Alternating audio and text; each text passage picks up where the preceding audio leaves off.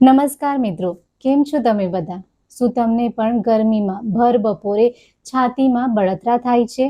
વગર કારણે તમે વારંવાર ગુસ્સે થઈ જાઓ છો. આપણા ગુજરાતમાં ખાસ કરીને ગરમીના દિવસોમાં 70% પણ વધુ લોકો એસિડિટી અને ત્વચાની સમસ્યાથી પરેશાન છે. અને આ સમસ્યાનું મૂળ કારણ શું છે? શરીરમાં વધેલું પિત્ત. પિત્ત વધવું એ માત્ર તમારા પેટની સમસ્યા નથી, એ તમારા મગજ, લોહી અને ઊંઘને પણ અસર કરે છે.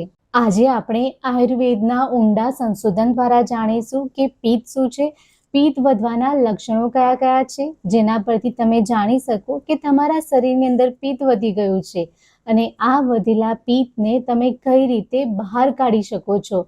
એના આપણે 5 અસરદાર ઉપાયો પણ જાણીશું. આ વિડીયોની અંત સુધી જરૂરથી જોજો, કારણ કે વિડીયોની અંદર હું તમને એક ડિટોક્સ થેરાપી જણાવીશ જે તમારા લીવર અને આંતરડાને અંદરથી ક્લીન કરશે, ડિટોક્સ કરશે. આયુર્વેદ મુજબ પિત્ત એટલે અગ્નિ અને જળનું મિશ્રણ જે આપણા શરીરમાં મેટાબોલિઝમ અને પાચનનું કાર્ય કરે છે. જો તે મર્યાદિત હોય તો ખોરાક સરસ રીતે પચે છે, પણ જો તે વધી જાય તો એ શરીરની પેશીઓને બાળવા લાગે. જ્યારે પિત્ત અસંતુલિત થાય ત્યારે તેને પિત્ત પ્રકોપ કહેવામાં આવે છે, જે ઘણી બધી બીમારીઓને જન્મ આપે છે. મારું પિત્ત વધી ગયું છે, કઈ રીતે ખબર પડી શકે? તો એનું સૌથી પહેલું શારીરિક લક્ષણ છે શરીરની અંદર આંતરિક ગરમી વધી જવી, તમને વારંવાર તરસ લાગવી. બીજું, જો તમારી આંખો વારંવાર લાલ થતી હોય, આંખોમાં બળતરા થતી હોય અથવા તમારો પેશાબ પીળા રંગનો આવતો હોય, એમાં બળતરા થતી હોય, તો એ ઉગ્ર પિત્તની નિશાની છે. ત્રીજું મહત્વનું લક્ષણ છે છાતીમાં બળતરા, ખાટા ઓડકાર આવવા, વારંવાર એસિડ રિફ્લક્સ થવું. આ ઉપરાંત જો તમારી ત્વચા પર લાલ ચકમા થયા છે, તમને ખૂબ જ ફોલ્લીઓ અને ખીલ થયા છે, વારંવાર સ્કિન ઇન્ફેક્શન થાય છે, તો સમજી લેજો કે તમારું લોહી પિત્તથી દૂષિત થઈ ગયું છે. મિત્રો, પિત્ત માત્ર તમારા શરીરને નહીં, તમારા મનને પણ પ્રભાવિત કરે છે. પિત્ત પ્રકૃતિવાળા લોકો ઘણીવાર બહુ આલોચનાત્મક વિચારે છે અને તેમને સતત બેચેની રહે છે. રાત્રે મોડે સુધી ઊંઘ ન આવવી અથવા ઊંઘમાં અચાનક ગરમી લાગવી એ પણ પિત્ત વધવાની એક નિશાની છે. જો તમે આમાંથી 3 થી વધારે લક્ષણોને અનુભવો છો તો તમારે તરત જ સાવધાન થઈ જવાની જરૂર છે. હવે આપણા શરીરની અંદર આ પિત્ત વધે છે કેમ? આપણા ગુજરાતમાં પિત્ત વધવાનું સૌથી મોટું કારણ છે આપણી લાઈફસ્ટાઈલ અને આહાર. આપણે ઓફિસમાં જે વારંવાર ચા અને કોફીનું સેવન કરીએ છીએ, બહાર આથાવાળી વસ્તુઓનું વધારે પડતું સેવન કરીએ છીએ, તો આ પિત્તની બળતરામાં ઘી હોમવા જેવું છે. આ સિવાય સતત મોબાઈલનો ઉપયોગ અને રાત્રે મોડા સુધી જાગવું એ વસ્તુ પણ પિત્તને વધારે છે. જો તમારું મન બેચેન હોય, તમને કોઈ પણ ચિંતા હોય, તો એની સીધી અસર તમારા પાચન તંત્ર ઉપર પડે છે. જ્યારે આપણું પાચન તંત્ર નબળું પડે છે, એ સારી રીતે કામ નથી કરતું, તો એના કારણે પણ શરીરની અંદર પિત્ત વધી શકે છે. હવે આ પિત્તને શાંત કરવા માટે તમારે કયા ઘરેલું ઉપાય કરવા જોઈએ એ સમજી લઈએ. પિત્તને શાંત કરવા માટેનો સૌથી પહેલો આયુર્વેદિક ઉપાય છે ધાણાનું પાણી. રાત્રે સૂતા પહેલા તમારે 1 ગ્લાસ પાણી લેવાનું છે. એની અંદર તમારે 1 ચમચી અધકચરા વાટેલા સૂકા ધાણા નાખી દેવાના છે. સવારે તમારે આ પાણીને ગાળી લેવું અને એને ધીમે ધીમે પી લેવાનું છે. જુઓ, ધાણાની તાસીર ઠંડી છે, જે તમારા શરીરની અંદર રહેલી વધારાની ગરમીને પેશાબ વાટે બહાર કાઢે છે. શરીરની અંદર ઠંડક મળે છે. આ પાણી પીવાથી તમારી એસિડિટીની સમસ્યામાં તમને તરત જ ઇન્સ્ટન્ટ રાહત મળે છે. ત્વચાની બળતરામાં પણ તમને આરામ મળે છે. જેમને વારંવાર મોઢામાં ચાંદા પડતા હોય, એમના માટે તો આ ધાણાનું પાણી એક દવા જેવું કામ કરે છે. બીજો અદ્ભુત ઉપાય છે કાળી દ્રાક્ષ અને વરિયાળીનું મિશ્રણ. રાત્રે સૂતા પહેલા તમારે 15 થી 20 કાળી દ્રાક્ષના દાણા લેવાના છે. એને સારી રીતે ધોઈ નાખવાનું છે. એની અંદર તમારે 1 ચમચી વરિયાળી નાખવાની છે. બંનેને સાથે પાણીમાં તમારે આખી રાત માટે પલાળી રાખવાનું છે. કિસમિસ અને વરિયાળીને એ પાણીની અંદર જ સારી રીતે મસળી લેવું અને પછી આ પાણીને ધીમે ધીમે પી લેવાનું છે. આ ઉપાય એનેમિયા એટલે કે લોહીની કમીને પણ દૂર કરે છે અને શરીરને અંદરથી ઠંડક આપે છે. જુઓ, ઉનાળામાં પિત્ત પ્રકૃતિવાળા લોકો માટે આ પીણું સૌથી બેસ્ટ છે.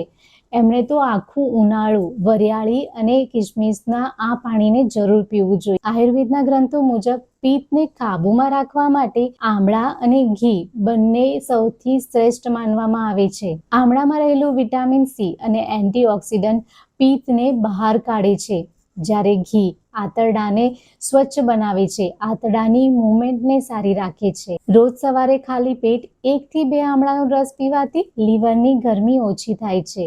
જ્યારે સિઝન ન હોય ત્યારે તમે આમળા પાવડરને પણ પાણીમાં નાખીને પી શકો છો. રાત્રે સૂતા સમયે 1 કપ ગાયનું હુંફાળું દૂધ લેવાનું છે.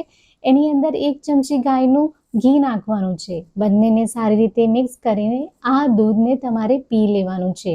જ્યારે તમે આ ઘીવાળું દૂધ પીવો છો તો એ તમારી કબજિયાતને દૂર કરશે અને વર્ષો જૂની એસિડિટીમાં પણ તમને રાહત મળશે. ગાયનું શુદ્ધ ઘી આંતરડાને મુલાયમ બનાવે છે, વધેલા પિત્તને શાંત કરી પાચનને સુધારે છે. મિત્રો, ઘણા લોકો એવું માને છે ખજૂર સ્વભાવે ગરમ છે, પણ આ બિલકુલ ખોટું છે. આયુર્વેદ મુજબ ખજૂરનો સ્વભાવ એકદમ ઠંડો છે. એ શીત પ્રકૃતિનું છે, પિત્તને ઓછું કરનાર છે. ચરક સંહિતા અનુસાર ખજૂર પિત્ત અને વાયુ દોષને સંતુલિત કરે છે. ઉનાળાની સિઝન દરમિયાન રોજ 1 થી 2 ખજૂરને રાત્રે પાણીમાં પલાળી દેવું અને સવારે આ ખજૂરને ચાવીને ખાઈ લેવું. જો આ રીતે તમે પલાળેલા ખજૂરને ખાઓ છો તો એ પેટની બળતરાને શાંત કરે છે. ખજૂરમાં રહેલું ફાઈબર આંતરડાની અંદર રહેલા વધારાના પિત્તને કુદરતી રીતે બહાર કાઢવામાં મદદ કરે છે. પિત્ત મટાડવા માટે તમારે આહારના પાયાના નિયમોને સમજવું પડશે. કાકડી, તરબૂચ, નારિયેળ પાણી અને તાજી છાશ તમારા લિસ્ટમાં તો હોવા જ જોઈએ. છાશમાં મીઠું નાખવાના બદલે જીરું અને વરિયાળીનો પાવડર નાખવાથી એ પિત્તને દબાવ્યા વગર શાંત કરે છે. જ્યારે શરીર અંદરથી બળતું હોય, અંદરથી ગરમી વધી ગઈ હોય, ત્યારે બાહ્ય ઉપાય કરવાથી પણ ખૂબ જ અસરકારક પરિણામ તમને મળે છે. રાત્રે સૂતા પહેલા પગના તળિયાની નારિયેળ તેલથી 5 મિનિટ માલિશ કરવી જોઈએ. નાભીમાં નારિયેળના 4 થી 5 ટીપા નાખવા જોઈએ. નારિયેળ તેલ કુદરતી રીતે ઠંડુ છે, જે શરીરની અંદર વધી ગયેલા પિત્તને ખેંચી લે છે અને શરીરની અંદર એક ઠંડકનો અનુભવ થાય છે. જો ચહેરા પર પિત્તની ગરમીના લીધે ખીલ અને ફોલ્લીઓ થતી હોય તો ચંદનની પેસ્ટ અથવા મુલતાનની માટીની અંદર તમારે ગુલાબજળ નાખીને આ પેસ્ટને મોઢા પર લગાવવું જોઈએ. આ પેસ્ટ મોઢાની ઉપર થતા ખીલને રોકવાનું કામ કરે છે અને તમારા મગજને પણ શાંત કરે છે. તમને રાત્રે ખૂબ જ સારી ઊંઘ આવે છે. યોગ દ્વારા પણ તમે વધેલા પિત્તને કંટ્રોલ કરી શકો છો. શીતલી પ્રાણાયામ એ પિત્ત માટેનો એક રામબાણ ઇલાજ છે. જીભને નળી જેવી વાળીને તેમાંથી શ્વાસ લો. આનાથી ગળા અને પેટમાં તરબૂચ જેવી ઠંડકનો અનુભવ થશે. ગરમીના દિવસોમાં સૂર્યપ્રકાશમાં બને એટલું જવાનું ટાળો. આયુર્વેદમાં પિત્તને કાઢવાની સૌથી શ્રેષ્ઠ રીત છે વિરેચન. વિરેચન એટલે વૈજ્ઞાનિક રીતે આંતરડાને સાફ કરવા, જે તમારા આંતરડાની અંદર વધેલા પિત્તને મળ દ્વારા બહાર કાઢે છે. આયુર્વેદિક ડોક્ટરની સલાહ લઈને જો વિરેચન કરવામાં આવે તો વર્ષો જૂની એસિડિટી અને ત્વચાના રોગમાં તમને અદ્ભુત પરિણામ જોવા મળશે. આ એક શુદ્ધિકરણની પ્રક્રિયા છે જે તમારા શરીરને અંદરથી એક નવું જીવન આપે છે. મિત્રો, પિત્ત ઘટાડવા માટે તમારે 3 વસ્તુઓને યાદ રાખવાની છે: ઠંડક આપતો ખોરાક, પૂરતી ઊંઘ અને મનની શાંતિ.